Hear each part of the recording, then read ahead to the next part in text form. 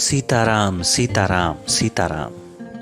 हे राघव, हम कितना भी अच्छा कर्म कर ले पर फिर भी हमें कष्ट ही उठाने पड़ते हैं।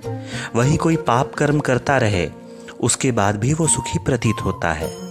ऐसे में अपना मनोबल कमजोर होने लगता है और माया का प्रभाव हमें दुष्कर्म करने को प्रेरित करने लगता है। ऐसे में हे राघव, तुम अपने मनोबल को टूटने मत दो। ये याद रखो कि सबको अपने किए कर्मों के फलों का भोग भोगना ही पड़ता है। इस धरती पर जिसने भी जन्म लिया है वो इस सृष्टि के नियमों से बंधा हुआ है। दुख और सुख हमारे किए कर्मों के अनुसार ही हमें प्राप्त होते हैं।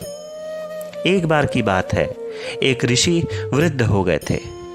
वृद्धावस्था होने के कारण नित्य क्रिया भी स्वयं नहीं कर पाते और तो और असमय ही नित्य क्रिया हेतु जाना पड़ता।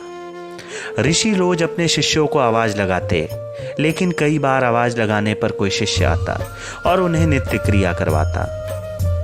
समय बीतता गया, ऋषि और बीमार रहने लगे। एक दिन ऋषि अपने शिष्यों को बहुत देर तक आवाज लगाते रहे, परंतु कोई नहीं आया। फिर एक नन्हा बालक आया और ऋषि को नित्य क्रिया करवा लाया। फिर तो जैसे रोज की ही बात हो गई।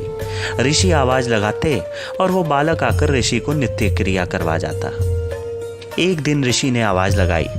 जब बालक आया तो ऋषि ने बालक का हाथ पकड़ लिया और पूछने लगे कि तुम कौन हो, क्योंकि मेरे शिष्य तो कई बार आवाज लगाने पर भी नहीं आते और तो और तुम मेरे शिष्य भी मालूम नहीं पड़ते।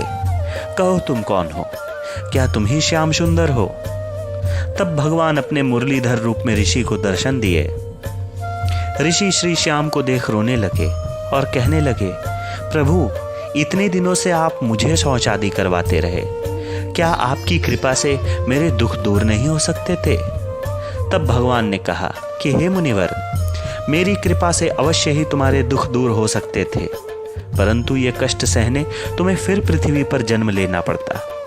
इसलिए मैं तुम्हारे कष्ट को काटने तुम्हारे पास आता हूं, जिससे तुम्हारे कष्ट इसी जन्म में समाप्त हो जाए।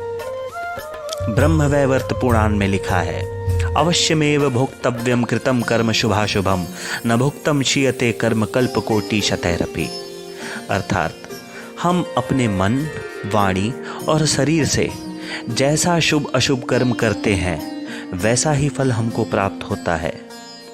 सैकड़ों करोड़ कल्प बीतने या सैकड़ों बार जन्म लेने पर भी हमारे किए कर्मों का फल टल नहीं सकता, उसे भोगना ही पड़ता है।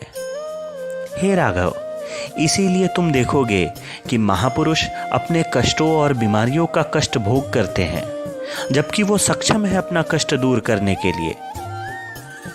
श्री स्वामी रामकृष्ण परमहंस इसके उदाहरण है कि कैंसर का रोग होने पर भी वो कष्ट सहते हुए प्राण त्यागे।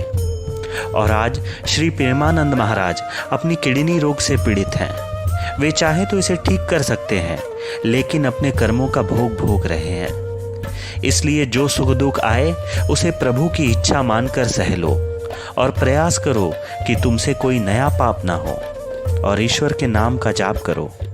इससे तुम्हारे सभी पाप का नाश होगा और निश्चित ही कल्याण होगा। सीताराम सीताराम सीताराम।